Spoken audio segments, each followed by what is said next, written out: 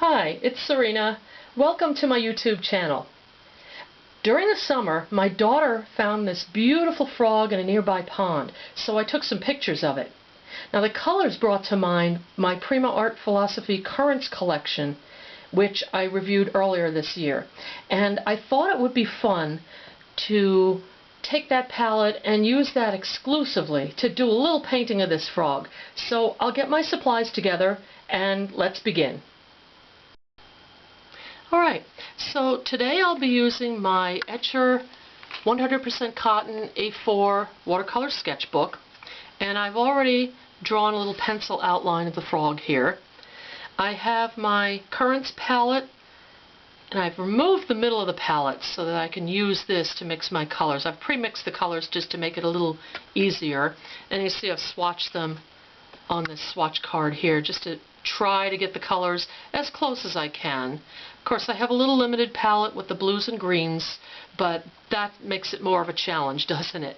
And this is where you really need your swatch cards. So I always make sure I tell people to get a good swatch card going with a gradient swatch so that you can see the color going from deep saturation to paler the more water you use. It really is helpful when you're mixing those colors, so don't skip that step and don't just swatch a flat color. Try to get that gradient swatch. Let me go ahead and get started. What I'd like to do is to edit out some long pauses so the video will be more interesting to watch. But let's start with a wash. I want to get the frog, or most of the frog, shape in with a wash. And what I'm going to do is pull out a little bit of the color in the bottom here and get some green going. Just drop some of that green in there so it mixes up. It's a little bit bright green, but it's okay. This color, I tried to match this color as best I could. It's just not perfect. I think I've got it a little too saturated there, but let's see how it turns out. We'll see. We're all working on this together here. Oh, it's hard to get the little bits there, but I think those are best left till last so I don't really ruin them. Fortunately, I have small enough brushes now, so I'm not going to really have a major problem. It looks like he's got mostly blue in these areas here. So I'm going to drop that in. That's a little bit too saturated, or a little bit too wet. I'm not getting any of that nice modeling I want. Put a little bit of green in here, carry that color through. Though it doesn't particularly show up in the arms, but it's nice when it mixes. I like to go on a lot of hikes and walks, and when I do, I try to disconnect from all the technology of the world.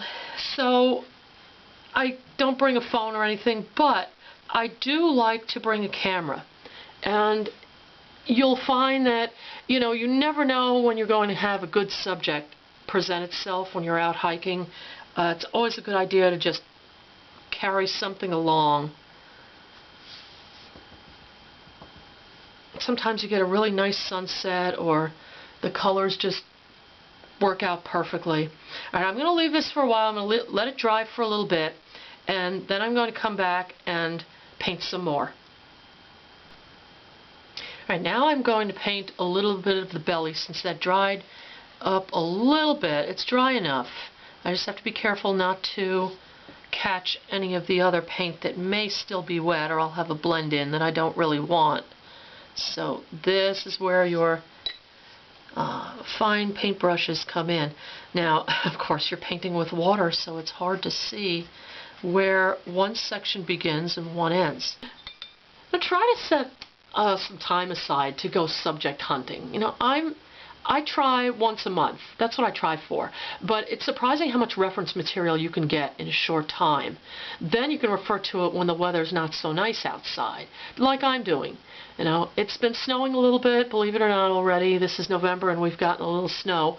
So rather than try to find some color outside, I'm looking at my computer and looking at the photographs I've got. Alright, now I've let that dry a little bit. I'm going to go for the eyes. And I want to use just a little bit of a lighter color before I darken it up. This is where you can really mess it up. And you've got to be very careful how you paint this, because once you make it dark, you're not going to make it light again. I'm trying my best here. Oh dear, it's bleeding into the other. I didn't wait long enough. I'm going to leave that highlight. That kind of looks okay. I could actually go in with a little... I think I'm going to. It's bleeding too much. Oh. Alright, I'm impatient. That's what it is. I'm not letting it dry. I'll paint that part of it. And maybe the outer part, because that is a little darker. And remember, the watercolors do dry a little lighter, so you want to make sure that you're, using the right color there. It looked better before, and I messed it up there a little bit, but there we go. Get more of that form in there. It'll look better as we go along. But I have to watch I don't overdo it here when it's still wet. Give it a little chance to dry out. Now, when you're looking for subjects also, try to expand your viewpoint. If you usually look for landscape references, don't overlook small subjects. Even small objects can provide great detail for practice and sharpen your skills in observation. So things like close-ups of bark, reeds and grasses. They're very interesting to draw close up.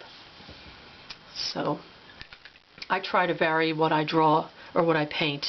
All right, I'm going to let this dry for a little bit and we'll be back for more. Alright, now it's dry, so I'm going to go in and tighten up some of these spaces here.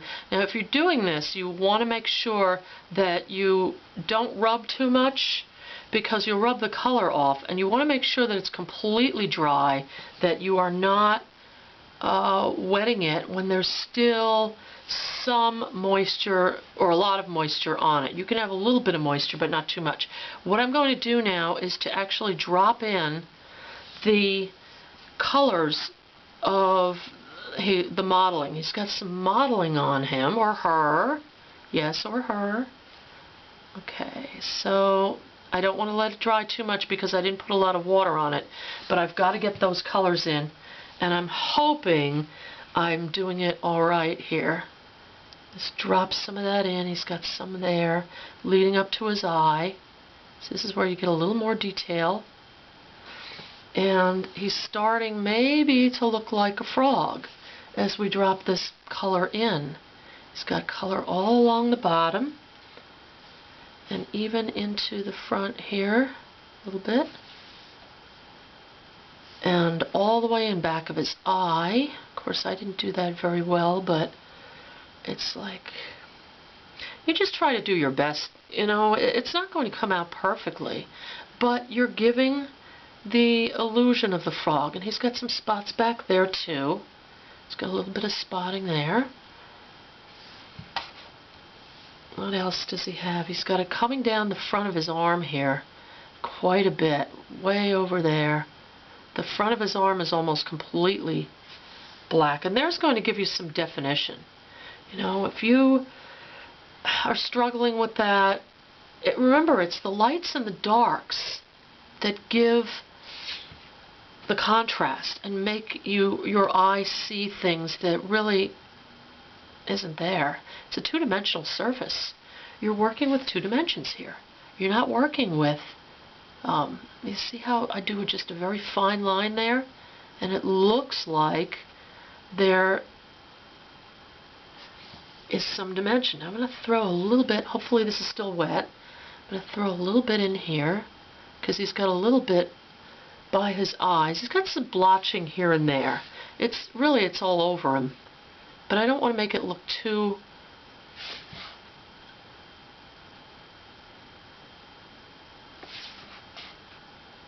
I don't want to make it look like he's got a disease. It's his natural coloring. I could darken this up a little bit here because that's a little too light. I'm going to give that a little color. See, now he's going to look more three-dimensional. I must say I really like this Art Philosophy Prima watercolor palette.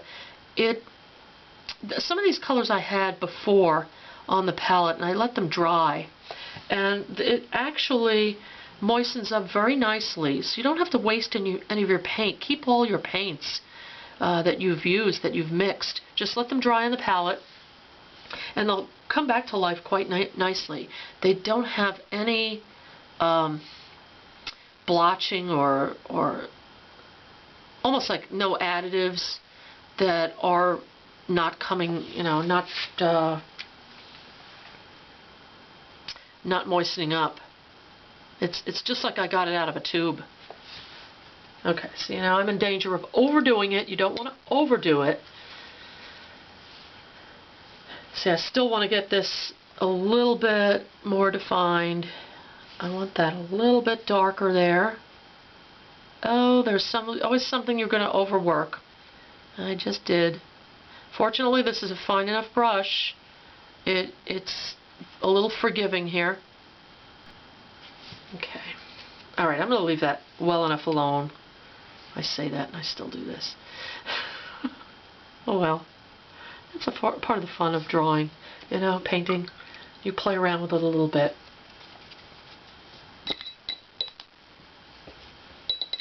Now leave me a comment and tell me what you like to paint. What do you like to paint in the winter when it's cold and you can't really go out to find subjects? Do you paint things around the house? Do you kind of brave it and put on a coat, go out? Let me know in the comment section. And I'll let that dry and we'll come back in a bit to finish up. Alright, now for the final touches here. Everything is pretty dry. I'm going to give the bottom here a wash and be very careful about it.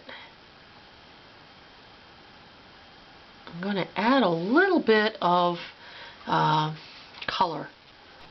That gives it that little line between the two parts there gives it that little bit of realism.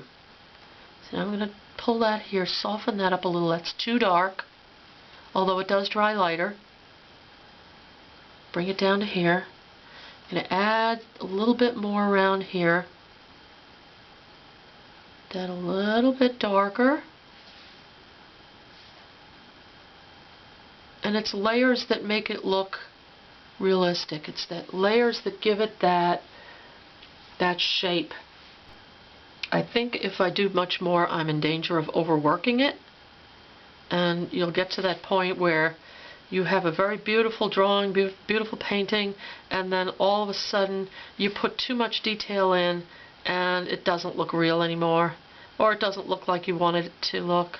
So you have just a hint of shadow here. I'm going to add a little more shadow here, just to make it look like it's not floating in the air. And oh, these fine brushes help so much. I was in such trouble because I was trying to do these things without very fine brushes, and you really need the tools. You can't try to work without the right tools. It just doesn't work. Now I'm really dry brushing this, so it's got a bit of almost a texture to it. I want to put something in there. I'm so tempted to put something in there, and I think I'm going to ruin it if I do. I'm going to dab that up. There. Just that light little hint. is all you need. And I think if I do too much more, I'm just going to ruin it, so I think I will leave it at this.